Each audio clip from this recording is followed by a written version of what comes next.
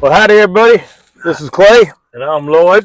And this is Iron Sharpening Iron with the Kahler Boys Road Trip Edition. Yeah, boy, we're on remote now. That's right. So, we went down, as we told you guys last week that we were doing. This guy's going to roll right back into me. He doesn't know how to drive a stick.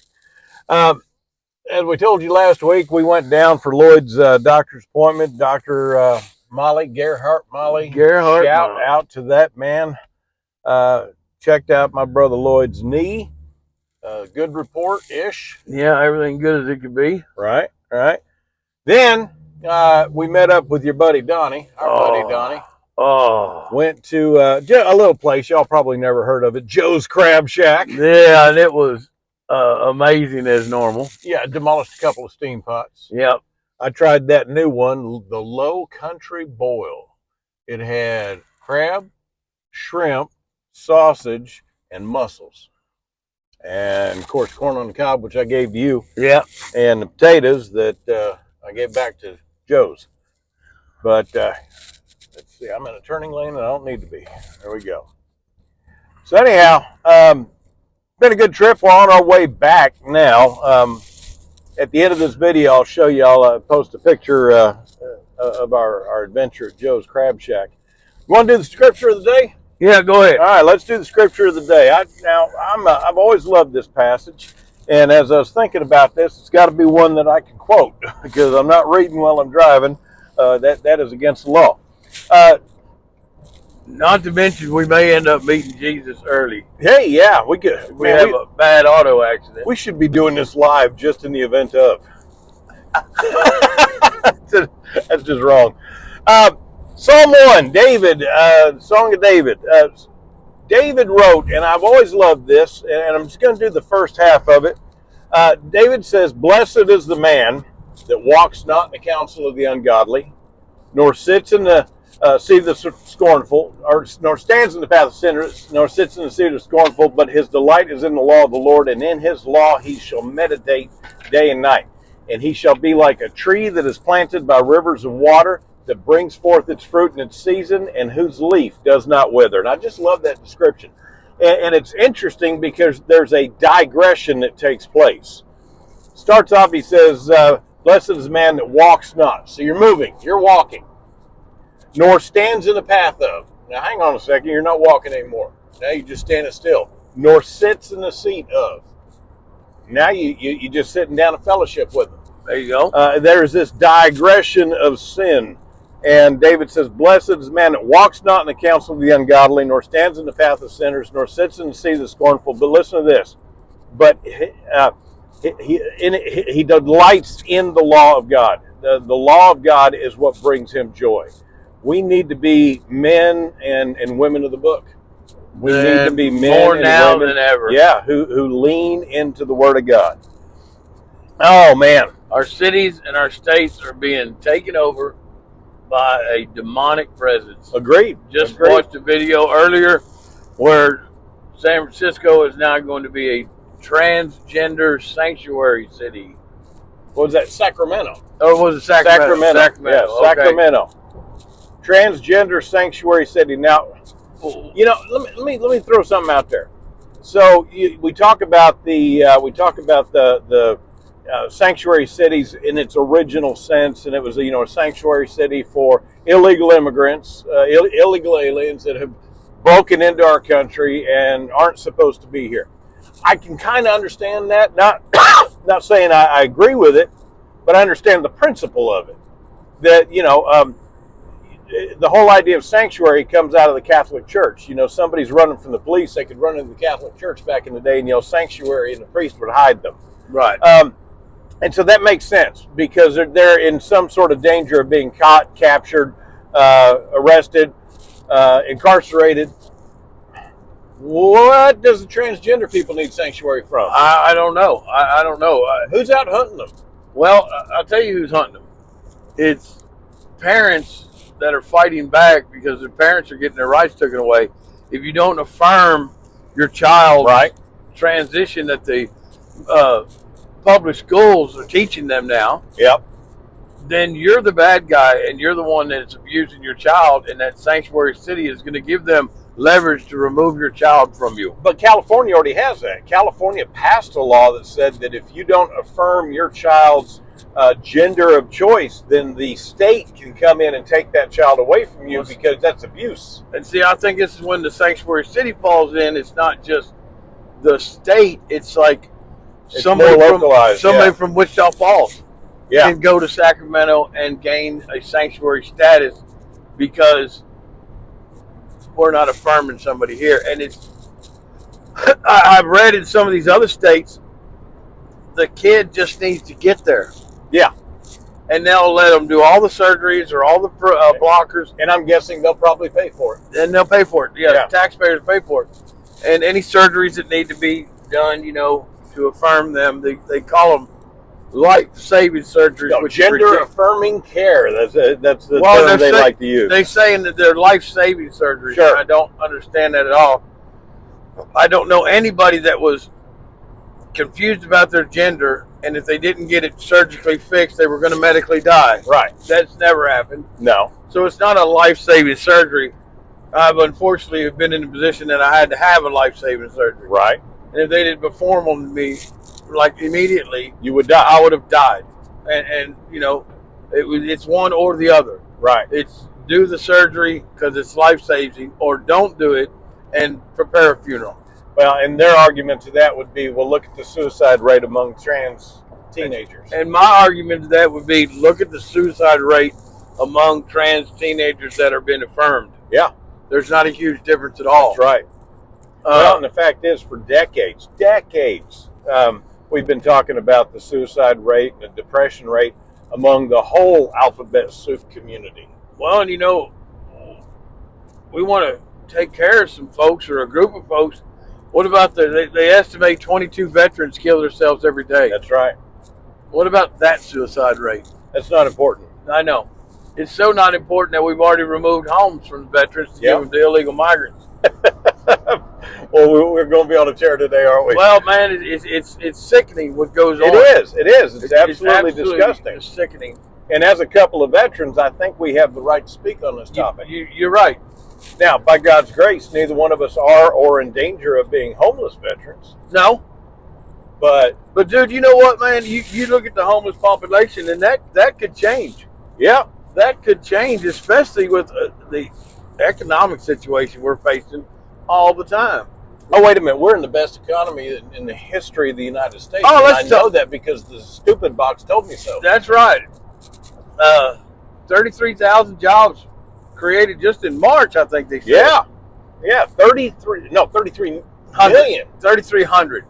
300,000? Yeah, 3,300,000. Okay, somewhere in there. 303,000. Check our numbers and let us know in the comments. It's the latest lie from the White House. But the philosophy still remains the same.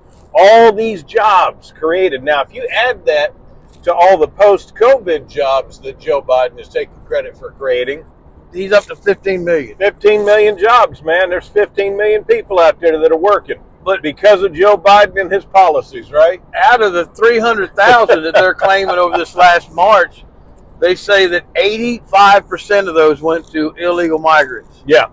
And the American citizen, and it's funny how we're not throwing race in it because it's not in the statistics. They're just calling them American citizen. 77,000 American citizens are still out of work. Why 300,000 illegal migrants have gained employment? Yeah, isn't that amazing? Well, and you look at some of these Democrats in Congress when they get up and they speak about the need for mass migration, and that one woman said, "Well, if we didn't have immigrants coming in, who would wash our toilets?" Oh, I know. Now you want to talk about racist, dude? I know. You want to talk about racist? Golly! And then when she got called out on that statement, she tried to double. Oh no, that's not what I meant.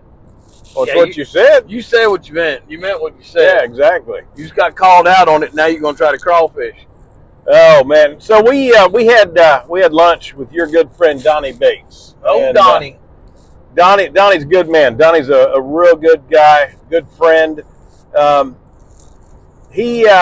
long's it been that he laid to rest the old Buzzard? Oh man, well, it was back during COVID, so it's been a couple years now. Yeah. So somewhere between probably 2 to 4 years ago. Yeah. And I never got a chance to meet the Buzzard, and I greatly regret that. Dude, I wish you could have. I wish you got the opportunity to meet that man. That was a.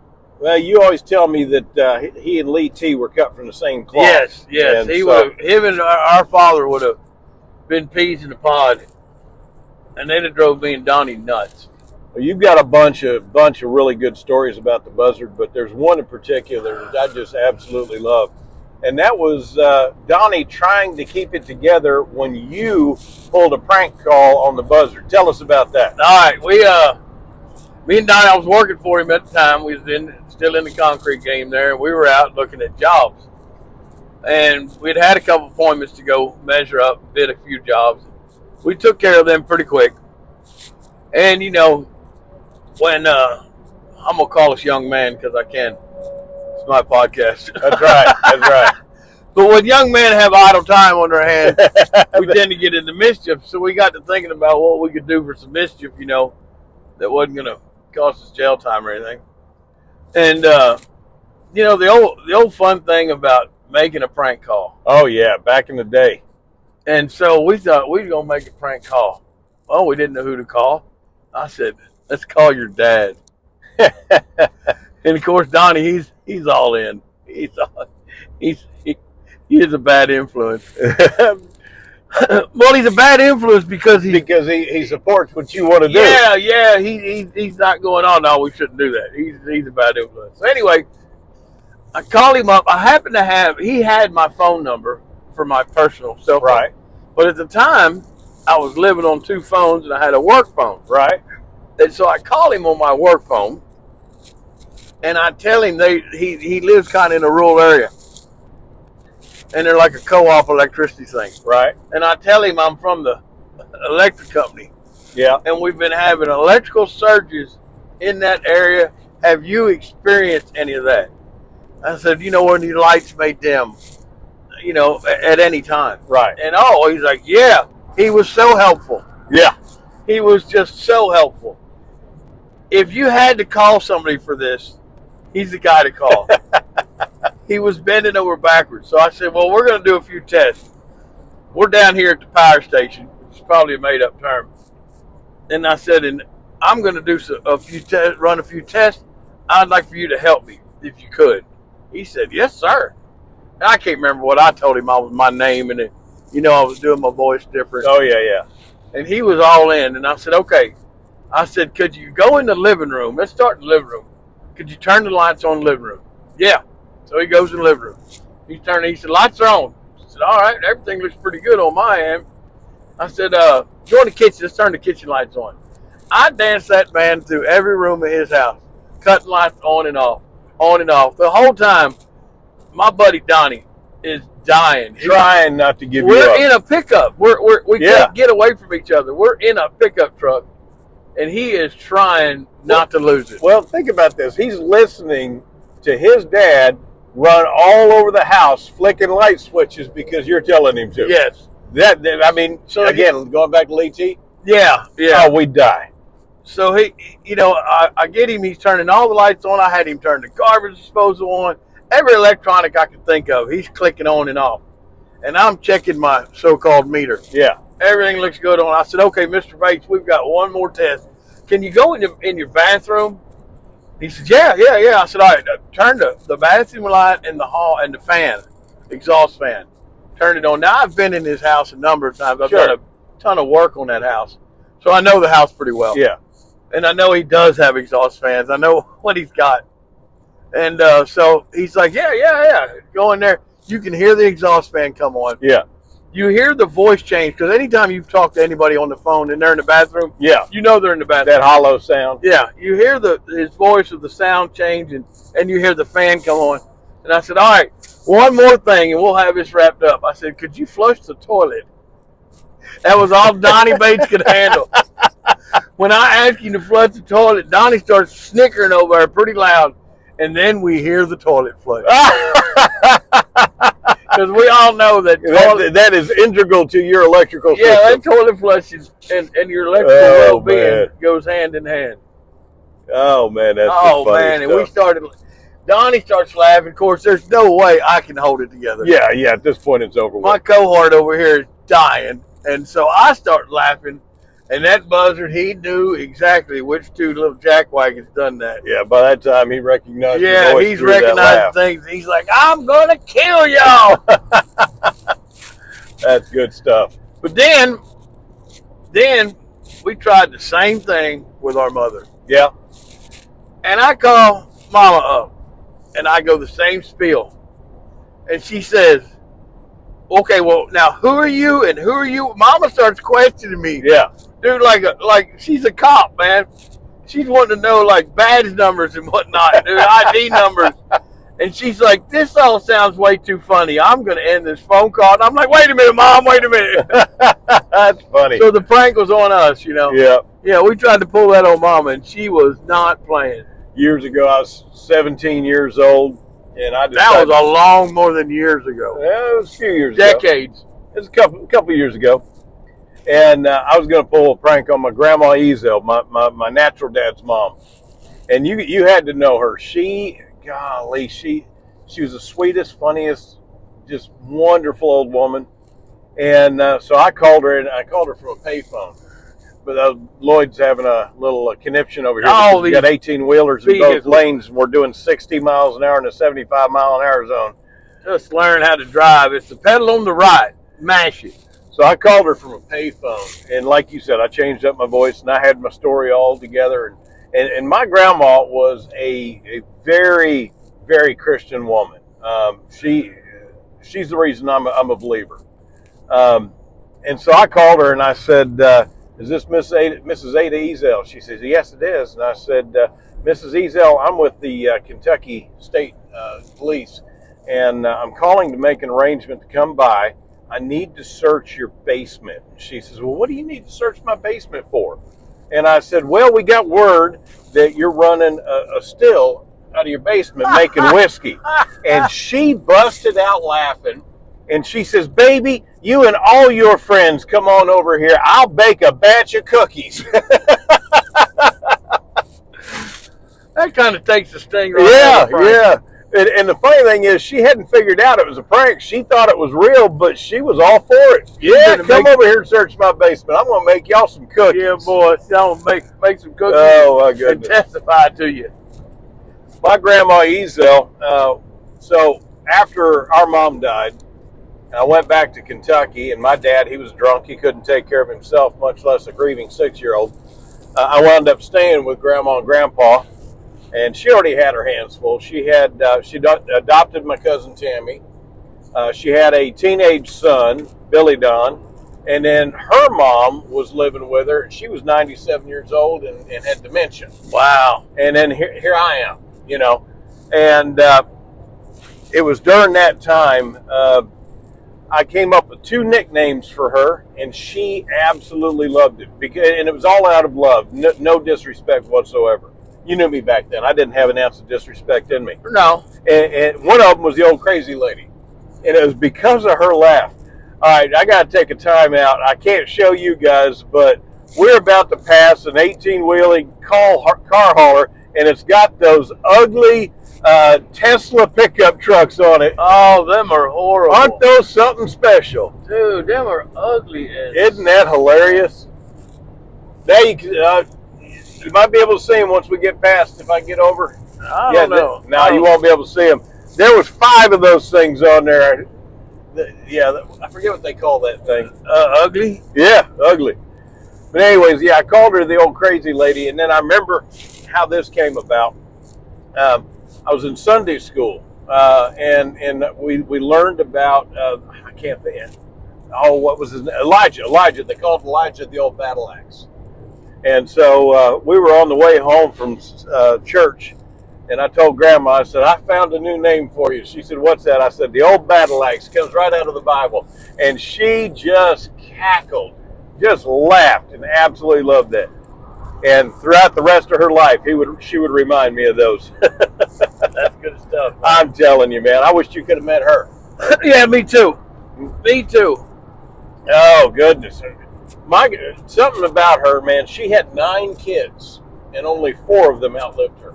Wow. She buried 5 of her 9 kids. Wow. Including my dad, Tammy's mom, Uncle Billy Don, and now Uncle Tommy. He outlived her, and he just passed away this last year. And Uncle Tommy used to be the road pianist for Tom T. Hall. Oh, wow. For like 20 years. Sure enough. So there's some going back to nostalgia. Yeah. Oh, goodness. Well, the old Buzzard got his nickname from me. Yeah. And it was, like you said, with all the love and respect I could muster. It had nothing to do with being disrespectful. You got to get back over it. Oh, sure enough. Yeah, it had nothing to do with being disrespectful. That man was a man among men. So what prompted you to come up with the old Buzzard? Was there any one thing, or no, just general? Just in general, his whole general attitude. Yeah, he was such a cantankerous old fart, and just kind of reminded me of an old Buzzard. Yeah. And what's funny is that's the only way I've heard Donnie refer to him as the Buzzard. Yeah. So obviously it stuck. It stuck, man. I wrote it on the staircase. We were working on a restaurant, and I wrote it on the staircase. That's funny. It'll be there forever. Because, we put the stair down. Yeah. And I put it right on the staircase, and then we covered the staircase with an old wood veneer, to make it look all old and like it's been around. Right. And so if somebody ever peels that little wood veneer off, they're going to see the Buzzard. It's going to say, the Buzzard was here. It'll give the date. Oh, man. If Lee That's T... been about 10 years ago, 11 years ago. If Lee T would have lived a little longer, we'd have a nickname for him by this time. Oh, yeah. I called him Marshmallow. Marshmallow? Yeah. That's what he turned into. Yeah, he did. He did. He turned into a marshmallow. The Stay Puft Marshmallow Man. When me and you were young, oh, man. He ruled that house with an iron fist. And an ugly stick. When Ben was born, he started this transformation. And then when my daughter, which was the second grandchild, Kristen was born, the transformation was complete. Well, and even a little bit more so when Liz was born, Cindy's daughter. Oh, yeah, but he was already so far gone. He was already in marshmallow territory. He was so mushy by then. Yeah. It was like, where's my dad? I remember coming home from the Army one day on leave, and I came in the front door there on Mohawk, and he is leaned back in the recliner, and there are 2 girls, probably Kristen and Liz, sitting on the arms of the recliner, curling his hair. Yeah. Yeah. That had never happened when he was young. No. So yeah, he turned into an absolute marshmallow. I told him one day, I said, what have you done with Lee T, and who are you? Yeah. I think well, when I sit in there and watch Ben and Johnny take his fishing worms and pull them apart, and then throw them to the ground and reach another one and pull them, and they ran out of worms, and he went and retrieved a new bag. Oh, gosh. Just for tearing apart. I said, who are you, and what did you do to our father? Yeah, no doubt. What have you done to Lee T? Oh, man. Yeah, I don't know if we can get across to those that are watching what it was like growing up under him. He was a harsh man. He had an amazing sense of humor. Yeah. And he passed that on to us, too. He did. And he was a man to be respected by all means. And everybody that met him respected him. But he was a harsh man, and he had a temper. And when that temper, when he chose to let that temper out, you weren't safe. Nobody was. You were. Well, Trudy was. Yeah. Yeah, she was immune. Yeah, she was the golden child. But the rest of us, oh my goodness. Yeah, you weren't safe, that's for sure. He ruled with an iron fist. Yeah. We just rolled through Bowie, Texas, where we stopped this morning about 7 o'clock and had lunch with our breakfast with our brother Frank. That was a good time. Oh, man, that biscuit I had this morning. What was the name of that place again? That was the Longhorn Cafe in Bowie, Texas. Well, that might have been the best biscuit I've ever eaten. Oh, dang. Now, earlier you said the best restaurant biscuit you ever eaten. Now it's That might have been the absolute best biscuit. Well, that's good stuff right there. That's good biscuit. I had my scrambled eggs, sausage, and bacon, and it weren't shabby either. Man, that biscuit and gravy stood up and yelled at me. Well, yeah. So, yeah, we're passing through Bowie now on our way back home and passing by there's the Armadillo Grill that we were going to eat at, but Frank's in-laws said don't bother. They didn't give it a very good review. Yeah, that was a good call, I reckon. So, some other things that we have seen in the news here recently. Of course, we learned that the moon is made mostly of gas and that we can live on it. And Sheila Jackson Lee, the sun is almost too hot. Almost. How'd she put that? A powerful source of heat. Powerful hot, yeah. Powerful hot. Sheila Jackson Lee, for those that may not know, and I imagine anybody that watches us probably stay up on politics, but Sheila Jackson Lee is a congressional representative. He got boogered up there in the front end, didn't he? She is a representative, sadly, from the state of Texas. However, she's out of Travis County, so it doesn't really count. That's Houston area. And she was given a press conference, and she was talking about future moon landings. Well, she was supposedly educating the class. Is that what it was? She was talking to school children. Oh, that's and telling them better. That she explained the full moon. It is a rounded thing. It is a rounded thing. Rounded thing. And you really need to go outside and look at it because it's made up primarily of gas. Yeah. Moon gas. And we're going to go there in a few minutes. Oh, wait a minute.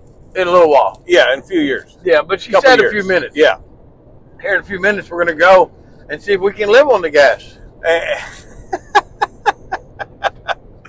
Oh, my goodness. Do you think maybe we could refine that gas and we could run cars on moon gas? We should. We should try it. And I don't know how.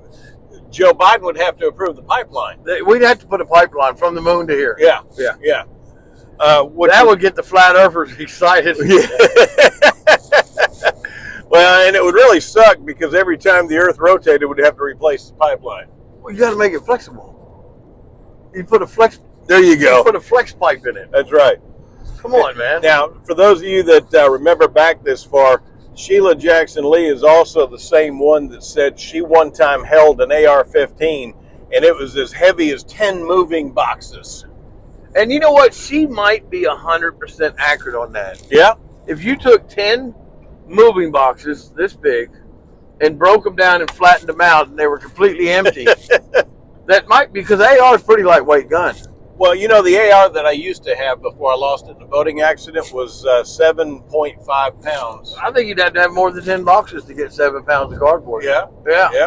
Could be. Now, if it's 7 or 10 moving boxes that are full of anything, right? Well, she's a liar. Yeah. But you know what, man? I've said this in the podcast before. If you're part of the federal government, if you're paid by taxpayer dollars, you're immune to lying. You can just lie. And I mean, here's another lie we're hearing on the news here lately is that our crime is down. Yeah. And then you find out, however, you look further in. If any of you all that watch this live in a large city, I want you to go into the comments section and tell us, true or false, the crime is down where you live. I'm really interested in hearing that. Give us the up or down. Yeah. But, after further investigation into the crime numbers, comes to find out that Congress changed the rules in the middle of a game. Imagine that. And instead of being required that everybody reports all their crime and all their statistics, now it's voluntarily. And if you look at the ones that aren't reporting, it's the high crime areas. Sure. It's Chicago. It's Detroit. It's everything in California. Everything on the East Coast. Right. It's Houston, unfortunately, in our area. And then there's another aspect to those statistics because part of the way that they try and prove that the crime is down is they say that criminal prosecutions are down. Well, yeah, the numbers. Yeah. They're not. There's not been as many criminals being prosecuted. That's right. Crime has to be down. Well, and if you look at New York City, for example, you got Alvin Bragg, who's going after Donald Trump. He's got a little wobble in his wiggle. That boy there's got a little jiggle. Yeah, I'm waiting for him to kind of swing over this way. Washington plates. I wonder what's going on there. But anyhow, Alvin Bragg, who's going after Donald Trump with every bit of force he's got in his office, is the same guy that let those illegal aliens that beat up those New York City cops out on with no bail. Bail. Those are the same cops responding to a shoplifting call at Target by the illegal migrants. I wonder if the migrants were trying to steal Bud Light from Target.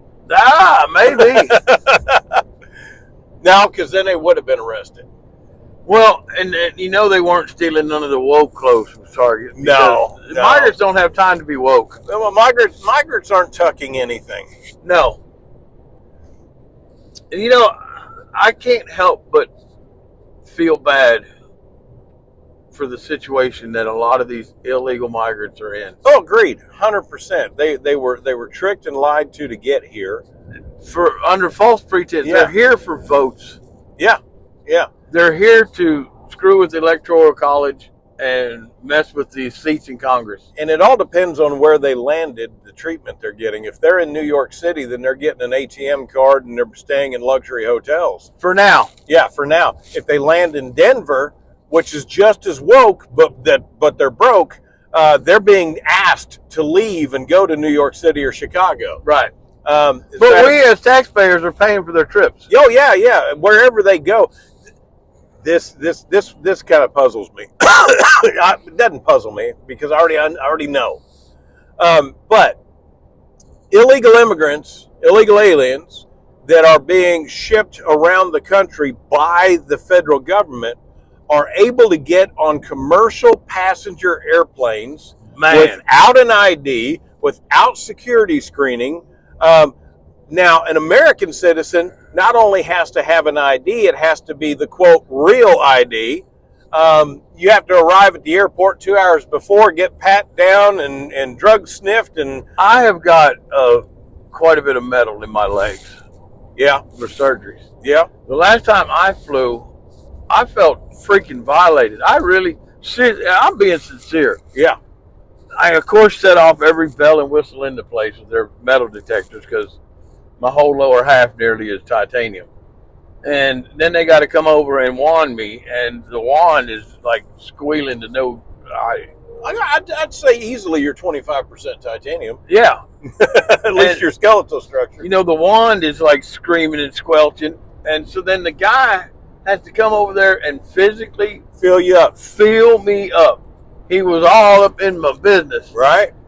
And I have to go through that because, you know, we got national security risks with, since post 9/11. Well, that we're subject to all that crap, but now these people come in illegal and are subject to none of it. Look at what they're doing to elderly women that are in wheelchairs, that are wheelchair bound in airports, and they get pulled over to the side, not even off into a room or something, and basically humiliated. They get patted down by these, granted female agent, but still, this woman is being touched in places that she hasn't probably been touched since Harold passed away. Yeah. And that's awful. We treat our American citizens like crap. Yeah. And if you're breaking the law, then it's like you get new rules. But you know what? I'm gonna kind of backtrack a little bit on what you said and make one correction. Certain American citizens get treated like crap. During the 2020 Summer of Love, all the riots that took place, you look at all the American citizens, Antifa members and BLM members that assaulted police and did all of this stuff, they were untouchable too. Burned buildings and damaged. Yeah. They actually murdered people, Lloyd. Yes, they murdered people. Not anybody went to jail for that. No, but there's a whole lot of people in jail for January 6th. There's people in jail. There's grandmas in jail, Clay, that all they were doing was they were on the property. Yeah. They locked up people that didn't even go into the Capitol but were on the grounds. If you were anywhere near the Capitol, you're on a watch list now. Yeah. Well, have you heard about the whole thing with the air marshals? Yes. Yeah. So there's a contingent of air marshals that are no longer serving as air marshals. They are permanently assigned to doing surveillance on people who happen to fly into or out of Washington, D.C. on the 5th, 6th, or 7th of January. Well, and dude, right now, this is here lately. The Department of Justice has reached out to Facebook and YouTube. I know those for sure. Yeah. And they're wanting to flag people that have watched certain types of videos. Yeah. Yeah. Yep. And they're working with the credit card companies. If you spent money at Christian bookstore. Yeah, Christian bookstore. At Bass Pro Shop, Cabela's, or if you bought any Trump merchandise. Or donated anything to the Republican Party. Yep. You're being targeted. That's right. And we don't have a two-tier justice system. No, of course not.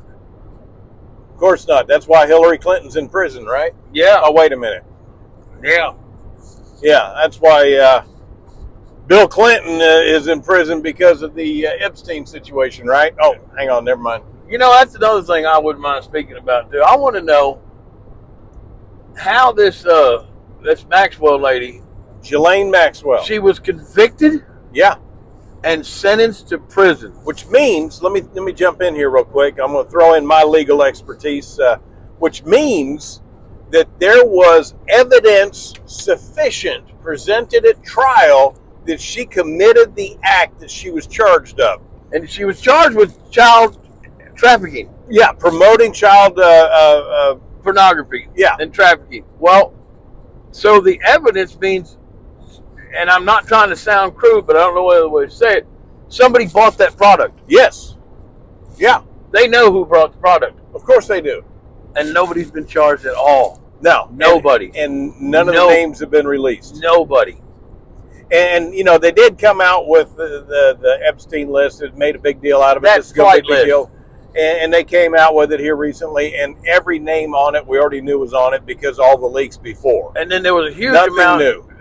That was redacted, but then any new names Yeah. were victims. Right. Victims. Yeah. Yeah, exactly.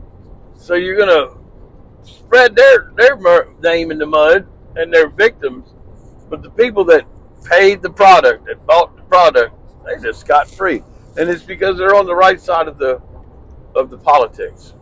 That what just passed is the absolute picture of efficiency. I wouldn't want.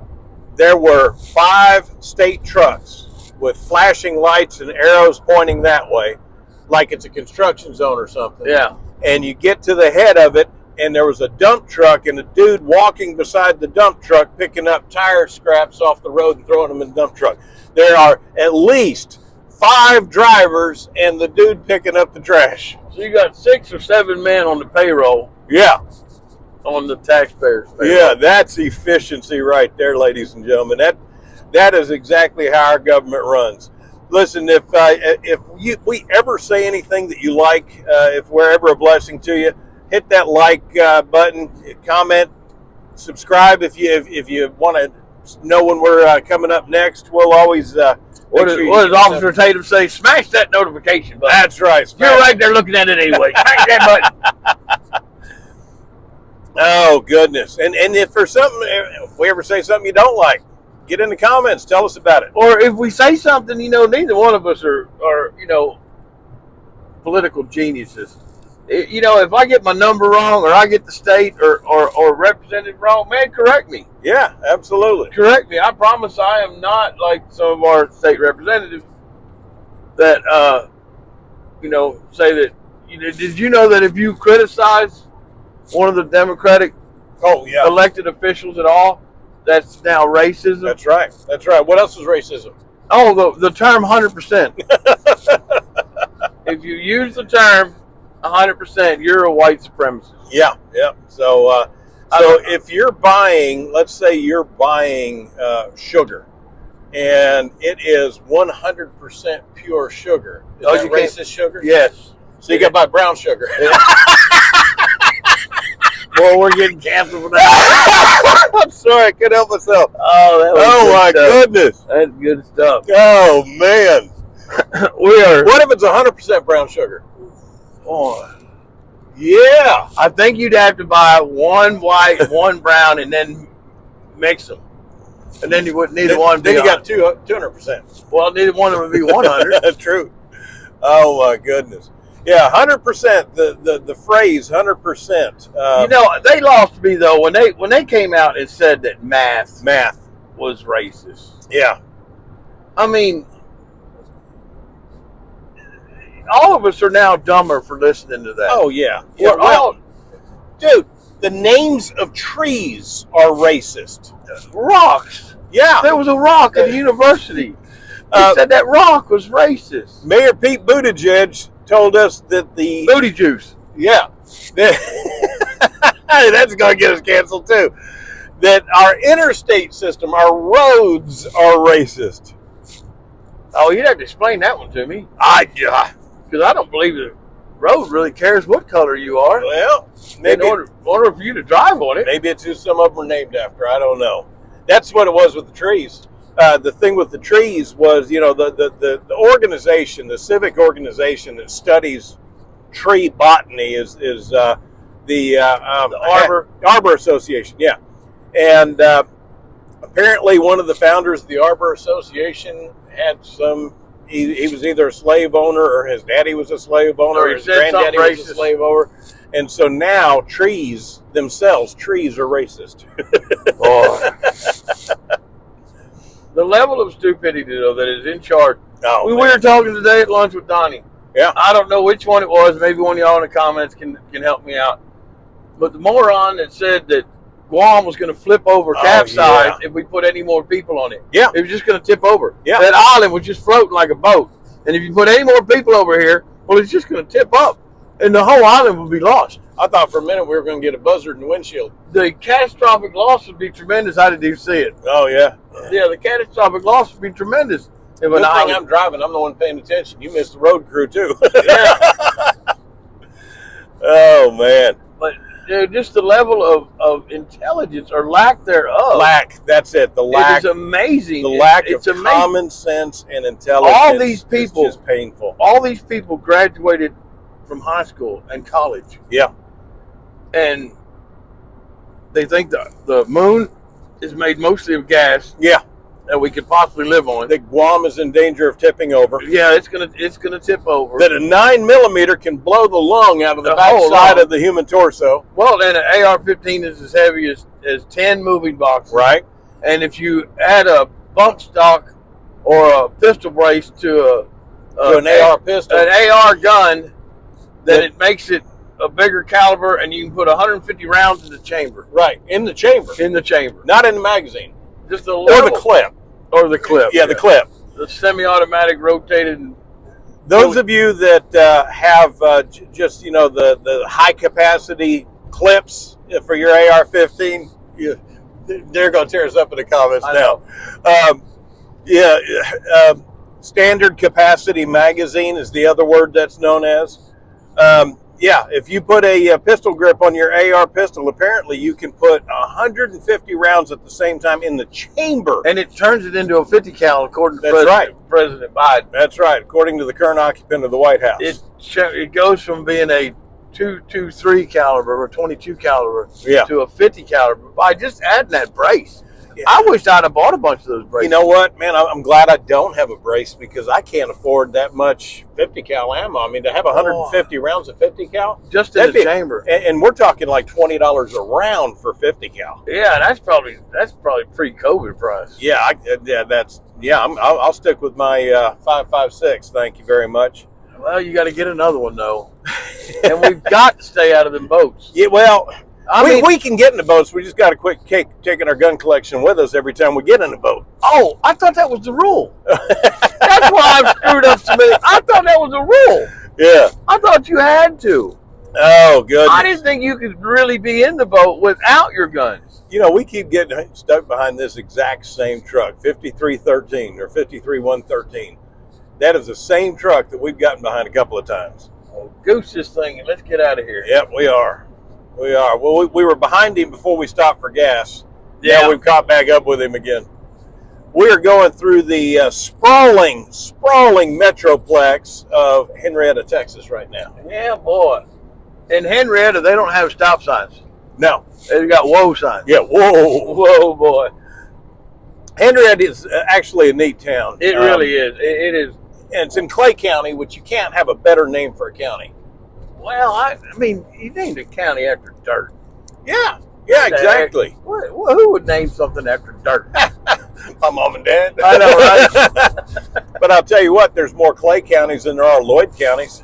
Well, that's because Lloyd is such a unique name. They're not allowed to use it. Oh, is that right? Yeah. Is that right? It's held such a high prestige. They're not allowed to burn it up on just dumb counties. Work-wise, I spend quite a bit of time in Clay County, Archer County, all these little counties around the area, and come to know a lot of these deputies. Man, I was just going to say something about the deputies in our little small towns. Yep.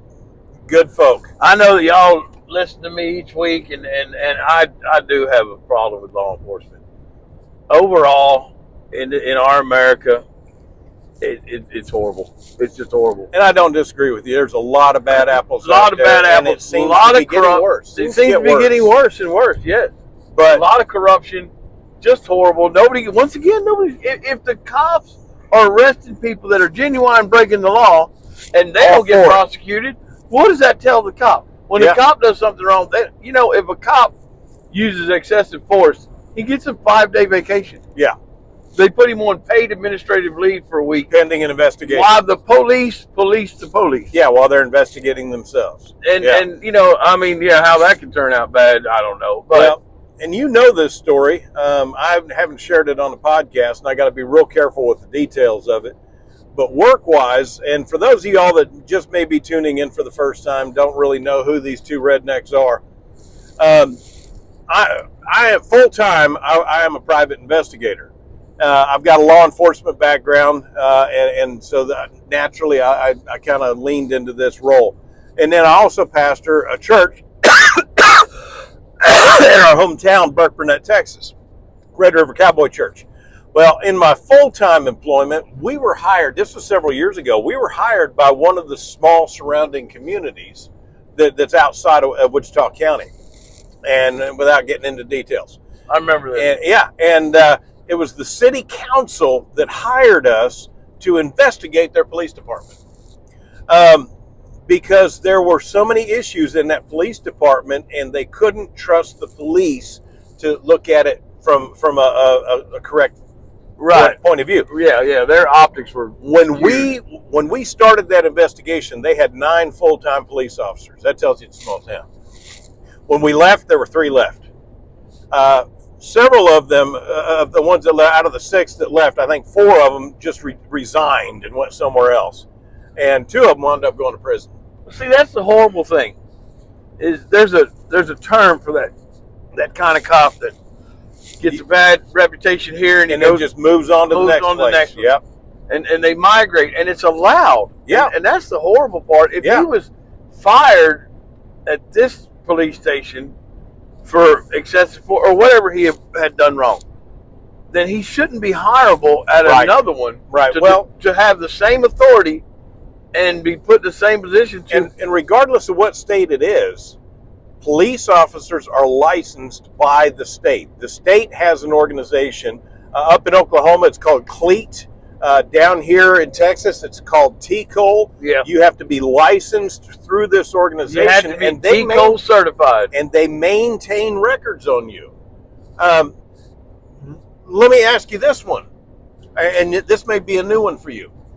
How is it that a police officer that has been put on the Brady List is allowed to continue to be a police officer? The Brady List, that's what I was going to say. I was going to bring that list up. The Brady List, for those you don't know it, that's a list you get on when you've been proven a liar. Yeah, you've been proven in a court of law to have lied. Perjury is the crime that you've committed. And they put you on a Brady List. Brady List is something that prosecutors maintain.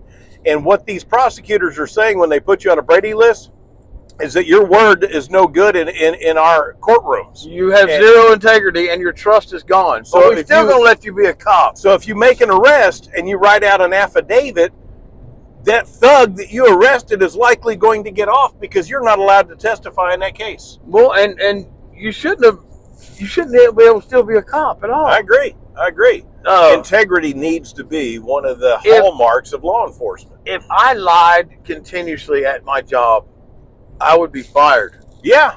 And my boss really likes me. I was going to say, I know that your leadership absolutely loves you. I happen to know that because your leadership is my leadership. Yeah, and she just really does like me. She loves you. And she really does. I hesitate saying this because I don't want to be like it's on me, but she appreciates me being employed there. Yeah, because you do the job and you do it well, and she don't ever have to worry about whether I'm going to be there, not going to be there, not going to do my job, none of that. If you're going to pee on the building? When I'm put on a schedule, she knows, yeah. See, we'll go into that story another day. Old piss pot Dave, he just. Oh, don't go too far. I'm not. Dave could be Dave from Wendy's. That's true. Could be Wendy's dad. That's right. I mean, come on. Oh, then you got Discount Dave. Discount Dave. That's another guy. And then Diamond Dave. That's another. There's a lot of Daves. There's a lot of Daves out there. This one just happens to be known as Piss Pants Dave. Piss Pants. That's he's not Diamond Dave or Wendy's Dave. He had a really good opportunity. He pissed it away. He had a decent paid job, and he pissed all over that. That's right. Oh man. But yeah, she always said he was all wet. She does. She likes me. She appreciates me. I know that because I keep getting put on the schedule. Yeah. So I look at the new schedule. It comes out. I'm on it. Yeah. And I'm on it repeatedly. I'm thinking this guy ought to get over in his lane. Well, yeah, and you're one of those go-to guys in the company when somebody else calls in or whatever. When there's a hole in the schedule, they know that more than likely under the parameters that you're able to work, they can count on you. Yep. But with all that said, if I just started to just lie, all the time, right, and my integrity was not in existence, she would have no choice, and I think it would pain her too. I think she would really be tore up about it, but she'd have no choice but to let me go. Yeah, because it is hurting her company and everybody else that works for this company. That's right. And it endangers the contracts, and it endangers the employees. Everything gets. And I'm going to correct you on something. You said if you lied continually. Man, I'll tell you, knowing her as well as I know her, one thing she can't stand is liars. Well, I say continue. It wouldn't have to be continuous. I guess I said continue because what we get all the time is just continuous lies fed to us repeatedly over and over and over by the same people. And it's okay if there's no accountability at all. Yeah. I've always said that there are two occupations as a whole that you can constantly lie or constantly be wrong and keep your job, and that's politicians and meteorologists. Yeah. Well, and now any government employee. Anymore now it's anybody getting paid by tax dollars, which includes our law enforcement. Now, what got us onto this was we were going to brag on the sheriff's offices in our neck of the woods. There you go. Yeah. We have got some just fantastic, upstanding folks that work in law enforcement in this area. They know their job. There's some bad ones. Yeah, but they get weeded out pretty quick around here. They do. And these guys around here, they know their job. You don't see it happening around here like we'll just, for an example, a cop just can't walk up to anybody and ID you. Yeah. For no reason because he thinks he needs to. You see it happen all the time. And then you see these First Amendment audit videos, which most of them I do not agree with. Right. And I think the guy behind the camera kind of needs his face smacked. Right. Most of the time. Well, man, anybody that comes up to you while you're on your job and starts cussing you out, harassing you, and just berating you for no reason but to try to get a triggered reaction out of you, you might get one out of me. I'm not a cop, though. Yeah. I don't have qualified immunity. I'll punch you in the throat. I don't even care. But I'm to that point in my life, Clay. Right. Well, I'm just fed up with everything, and we talked about it before. I'm not going to comply. Yeah.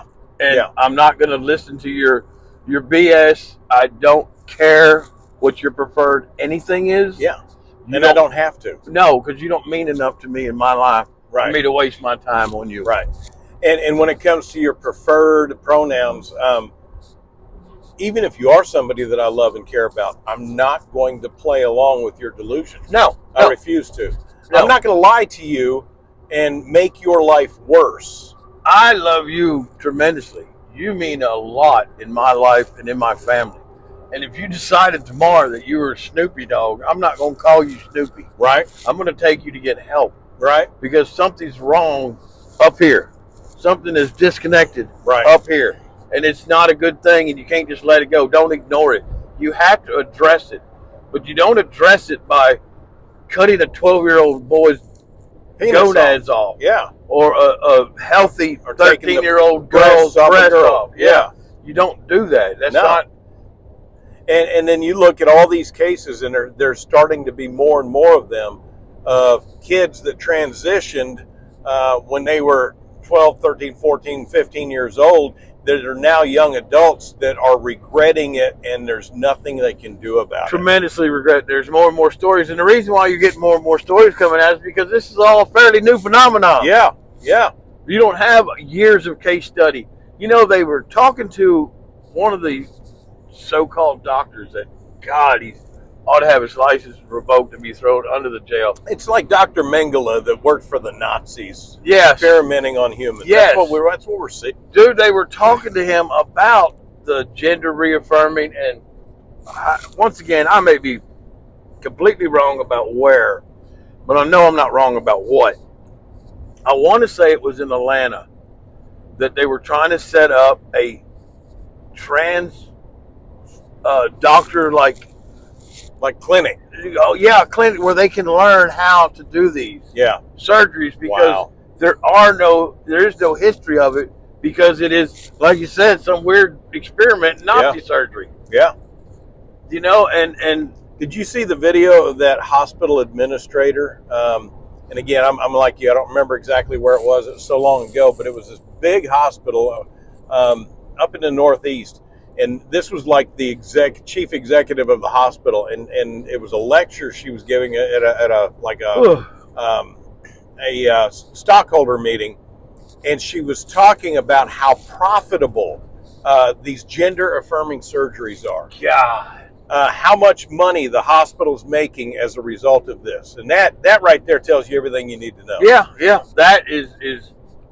I mean, most of the evil stuff that goes on in our world is driven by money. Speaking of which, you were telling me you were sitting there looking through your phone before we started recording, before we stopped for gas, talking about evil and making money. 900 pounds of methamphetamine has been captured.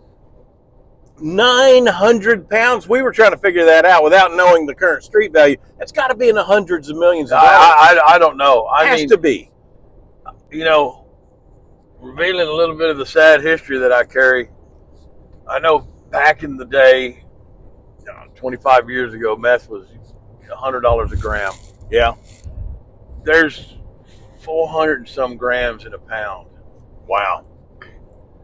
And like you said, I know that. A long time ago. That because I make my bullets and I weigh my pound lead, and then convert them into gram bullets. Right. And so, you know, there's 450 or something like that. It's a pretty good number of grams. So if you broke that down into each one of them in a pound, there's 400, and you times that by 900 pounds. Right. An incredible amount of money. And you could probably pay Donald Trump's debt and then some. Yeah. And then you add to that conversation, that meth came from somewhere. There's someone financed that. Yep. Someone's expecting to get a big payday. Yeah. Off that. Someone, probably south of the border, I'm speculating, with some sort of cartel connection, I'm speculating, is going to take that money that has been lost out of people's flesh. People are going to die. Yeah, you have to pay by the pound. As a result of that. Yeah. You don't have to pay by the pound for that. Yeah, people are going to die as a result of that. Well, that's just that drug life, man. Yeah. You know, when you get that drug, you're on the hook for it, whether it's cash or by the flesh. Right. You know, you may have to pay by the pound, but they're going to get theirs. And Yeah. they don't care about human life. That's quite obvious. No. What they'll do is the people that are responsible for transporting that meth, they're going to find them, they're going to torture them to death, and then they're going to enslave their families. Yeah. I apologize for the shaking of the camera, but we are on a bumpy part of the road. We're going down these good old roads. At least we're not in Oklahoma. Now, I'm telling you, otherwise... That phone would have been in the floorboard. I was going to say in the back seat, but yeah, you're right. It surely would have been still on the dash, that's for sure. That little old clamp right there wouldn't have stood a chance. No, not at all. That's the toll roads that we've been paying for as long as I can remember. Yeah. You know, it's funny. I've always used that as an example. One of the reasons I don't trust the government is because I came here. Y'all adopted me in 1975. And I remember hearing back then that those toll roads were temporary. Till we got funds to fix the roads. What did they just do recently? Ripped every one of them down and replaced them with automated toll booths. Well, what they were talking about temporary was the structure. No, they were talking about it was going to be that price of the toll. Oh, okay. Was temporary because it is steady going up. Yeah, it has. Like a madman through the years. Well, when I was stationed at Fort Knox, I remember driving home from Fort Knox. I always had to have $14 in cash in my pocket to get across Oklahoma. Dude, when I'd go to Missouri, yeah, and come deer hunting with you, we would stop and get 2 rolls of quarters, and that's get us through toll gates through Oklahoma. Yeah, that's $20 now. Yeah, 2 rolls of quarters is what it takes. There's no telling what it would cost now. Yeah, I don't know. And speaking of cost, think about this. Every time they change the price of those tolls, they got to make new signs. There's a cost associated with that. Oh, man. Yeah, I don't know. And I wonder who the sign maker is because he's contracted by the government. So, you know, them signs are 6 times what they should be. When's the last time you've been up into Oklahoma? It's been a while, hasn't it? Been a while, yeah. They have torn down all the toll booths. There are no longer humans working those toll booths. So now they've cut that cost. They don't have employees anymore, and they're all electronic. They're those toll booths where either you got the sticker under your mirror. Come on, or Louisiana. You need cash. Or no. Or they're going to mail you a bill. Oh. Yeah. Yeah, they don't have a place to put cash anymore. Oh, wow. Yeah, it's been a little bit since I've been up that way. It's either going to be a sticker or they're going to mail you a bill. So there you go. Our wonderful corruptness, man. Which means they're going to have to increase the price so that they can pay for the postage. Yeah, I mean, for sure. Well, they got to pay for them new structures they put up. Oh, yeah, absolutely. That's going to take a while. I hope it's not like Biden's $500,000 for charging stations that we only got 1 out of. Yeah, one, no doubt. 1. And it was in a poor area of New Jersey. Yeah, where there are no electric cars. Nobody's buying an electric car there. Oh, goodness. Well, folks, this has been Iron Sharpening Iron with the Kahler Boys Road Trip Edition. And we'll have to do another one of these. Yeah, absolutely. I think so. Even if we just go out and drive in the country like we do sometimes. Yeah. I think that'd be a good one. In fact, what we'll do is we'll stop and pull the camera out and show these folks some of the places from our youth. There you go. But I do want to talk about one more thing. Come on in with it. We talked about it earlier today. There's a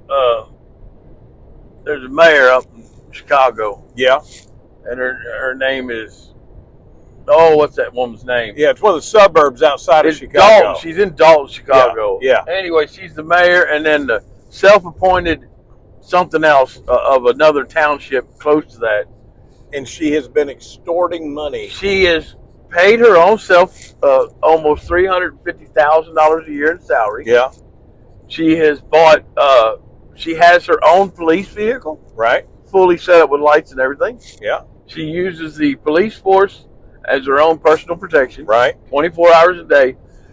The police force is horribly corrupt. Yeah. They're turning in hours. One guy worked every second of every hour for an entire 2-week period. Nice. Every second. You talking about dedicated hands. That's a heck of a paycheck right there. His paycheck was tremendous, $13,000 Oh, wow. or something like that. Can you imagine getting that for a week paycheck? Hey, all right, I can get a new boat. But anyway, the trustees in the township have been calling for an investigation. Yeah. They've been raising Cain. They have put it all over social media. She literally changed the locks at the town hall. Right. And locked the trustees out. Yeah. They have been demanding receipts. And the trustees are equivalent to what you may know as the city council. Yeah. They have demanded the books and the receipts. She took Vegas trips. Lavish Vegas trips, but they were all work related, I'm sure. Well, and because that small little suburb of Chicago, it requires that she goes to Vegas pretty frequently. She put a multi-million-dollar skating ring in that's only used when she has an event for her cancer program. Oh yeah, she has a cancer program that the city and township donated to hugely. Anyway, they've been calling for all these investigations. So now they got an investigator. They got an investigator. And top notch. Top notch. Oh, God, I can't say it with a straight face. Look up, while you're Googling, look up the past record and performance of Lori Lightfoot. That's right. The ex-mayor of Chicago. They're going to pay that woman $400 an hour to investigate. The corrupt ex-mayor of Chicago is going to investigate the corruptness of this mayor. Yeah. Man, that can't work out bad, can it? Oh, it's amazing. $400 an hour. $400 an hour. Probably have to go to Las Vegas and as part of the investigation to find out what she was doing while she was out there. Yep. You got to go look.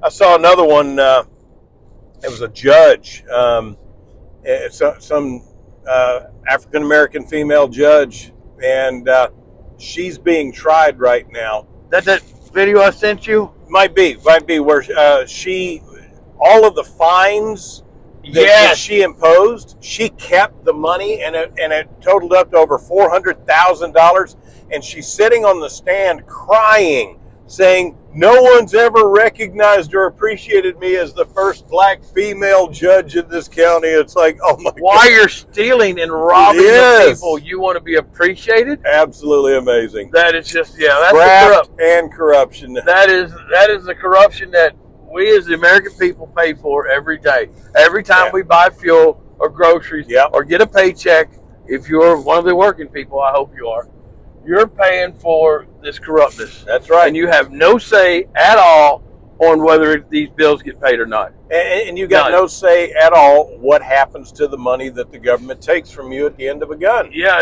Whether it's funding abortion or funding gay pride or funding trans surgeries for children in another state. We're funding transgender studies in Iran. Yeah, because that's going to go over really well. We're spending millions of dollars studying monkeys and making them addicted to cocaine to see if it's bad for you. Oh, goodness. Clay, is cocaine bad for you? From what I understand, Have you seen anything in your life's history that would say that cocaine is possibly addictive and not a very good drug? Yes, as a former law enforcement officer and an investigator, I can say I have seen ravages. As a former hippie, I've watched people OD. Yeah. I've seen that awful, awful drug of the devil attack and destroy everything it touches. There's nobody immune. Nobody ever starts doing cocaine or methamphetamine, and it doesn't affect them. That's right. Negatively, it does. I don't care who you are or what you went through. It affects you negatively. And you know how I feel about weed. I don't withhold anything. I despise weed. I think it's a gateway drug. I think it is absolutely horrific. However, having said that, I have known casual users of weed. I've known people that could drink a beer or drink a shot of whiskey or drink a wine, and it doesn't affect their lives at all because they're not addicted. I've never met anyone that can occasionally do meth. Nope. You chase that dragon, you're hooked. You're on it. It's the product of the devil. Yeah, absolutely. And like you said before, it changes the chemical makeup of your mind, and you become a different person than who you were. Absolutely. All right, folks, we're going to have to shut it down with that. As always, again, if you like what you see, we encourage you to like, comment, subscribe to the video, hit that notification bell. If you don't like what you're seeing, talk to us. Reach out to us in the comments. Lloyd and I both will reach out to you. Fast food. I love it. I love it. Guys, God bless you. I'm glad we got to do this experiment. Yeah, it worked out well. It did. I was a little skeptical about it just because of the angle of the camera, but man. And it made the trip a little quicker than it normally is. It did. It went by a lot quicker. My little brother assured me that he had it all worked out, that it would work like a champ. That's right. He was 100% correct. And that right there is rare. You said 100%, you racist. Oh, I know. God bless you guys. Oh, what's your tagline? Take time to be kind. Costs you nothing, man. Amen. Amen. God bless y'all.